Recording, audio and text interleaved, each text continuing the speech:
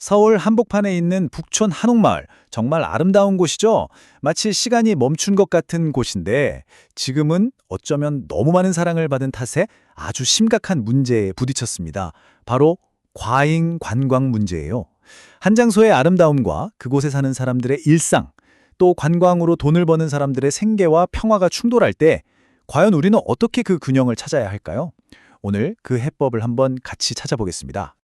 겉으로 보기엔 참 평화로운 이 북촌의 풍경, 그 안을 자세히 들여다보면요, 사실 근본적인 갈등이 숨어 있습니다. 한쪽에는 조용한 일상을 지키고 싶은 주민들이 있고요. 다른 한쪽에는 관광객들이 와야만 생계를 꾸릴 수 있는 상인들이 있죠. 이 두 그룹의 이해관계가 지금 정면으로 부딪히고 있는 겁니다. 결국 이 과잉 관광이라는 건 너무 많은 사랑 때문에 시작된 딜레마라고 할 수 있어요. 어떤 장소의 매력이 너무 커져서 오히려 그 매력 때문에 그 장소가 망가지게 되는 역설이죠. 자, 그렇다면 이 넘쳐나는 사랑을 어떻게 하면 모두에게 좋은 방향으로 이끌 수 있을까요? 그래서 오늘 우리가 뭘 살펴볼 거냐면요. 먼저 문제가 얼마나 심각한지 숫자로 한번 느껴보고요. 정부가 내놓은 첫 번째 해결책은 뭐였는지, 그리고 그 한계는 무엇이었는지 짚어볼 겁니다. 그런 다음에 경제학의 도구를 이용해서 더 똑똑한 방법은 없는지 새로운 가능성을 함께 탐구해 보려고 합니다. 자, 먼저 이 숫자부터 한번 보시죠. 665만 명.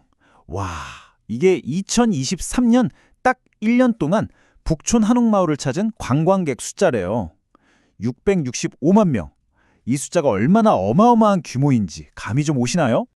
이게 어느 정도냐면요, 그곳에 사는 주민들 수의 무려 1,500배가 넘는 숫자입니다. 1,500배요. 정말 작은 마을이 감당하기에는 엄청난 압박이죠. 매일같이 그 좁은 골목길이 사람들로 가득 차서 발 디딜 틈도 없는 상황을 한번 상상해 보세요. 결국 이런 결과로 이어집니다. 끊임없는 소음과 쓰레기, 사생활 침해. 이걸 견디다 못한 주민들이 하나둘씩 마을을 떠나기 시작한 거죠. 그래서 최근 5년 동안 이 지역의 인구는 12.2%나 줄었습니다. 마을 공동체 자체가 무너지고 있는 겁니다. 자, 문제가 이렇게 심각하니까 정부도 가만히 있을 수는 없었겠죠. 그래서 내놓은 첫 번째 카드가 바로 직접적인 규제였습니다. 야간 통행 금지라는 아주 강력한 조치였는데요. 이게 효과는 확실했지만 모두가 웃지는 못했습니다. 구체적으로는 이런 거예요. 마을에서 제일 붐비는 핵심 구역 있잖아요. 거기를 저녁 5시부터 다음날 아침 10시까지는 아예 관광객이 들어오지 못하도록 막은 겁니다. 주민들 좀 조용히 쉬게 해주자는 거죠. 그러자 반응이 정말 극명하게 갈렸습니다. 주민들은 이제야 좀 조용해져서 살겠다 하며 반겼지만 저녁 장사에 의존하던 가게 주인들은 이러면 우리 장사는 다 망한다면서 깊은 한숨을 내쉴 수밖에 없었죠. 여기서 핵심은 이겁니다.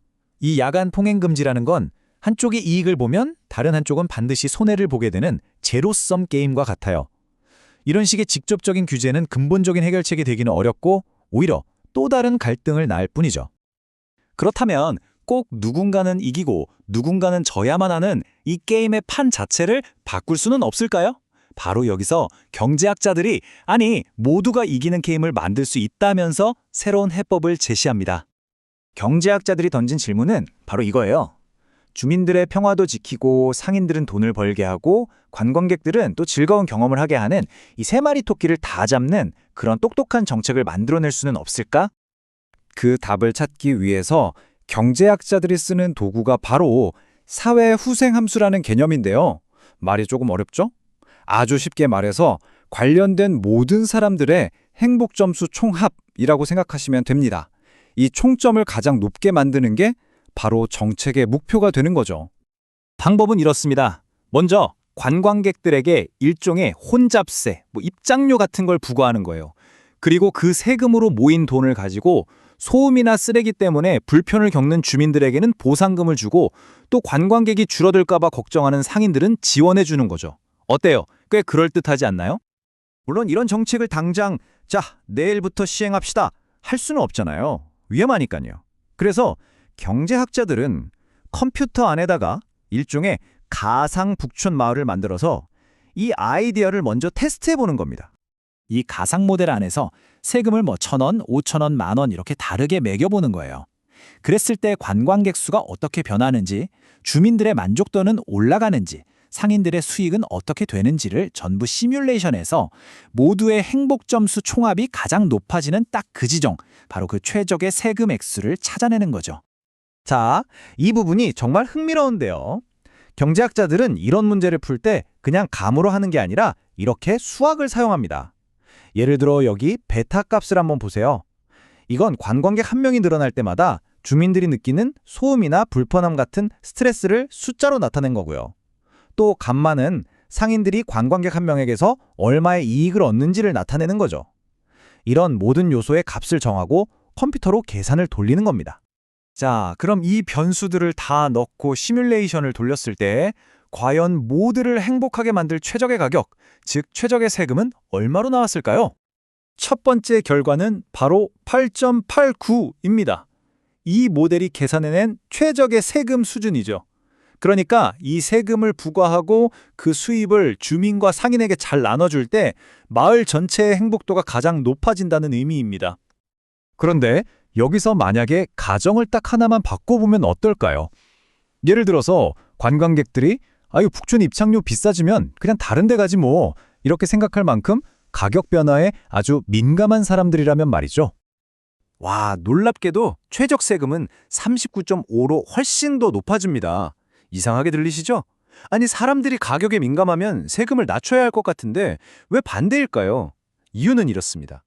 관광객이 가격에 민감하면 세금을 조금만 올려도 사람들이 확 줄어들겠죠? 그러면 주민과 상인에게 보상해줄 세금 수입 자체가 부족해지는 거예요. 그래서 역설적으로 오는 소수의 관광객에게서라도 보상에 필요한 재원을 충분히 확보하기 위해 세금을 더 높게 책정해야만 모두를 위한 균형이 맞춰지는 겁니다. 정말 놀라운 결과 아닌가요? 자, 이제 마지막으로 두 가지 접근법을 비교하면서 정리를 좀 해보겠습니다.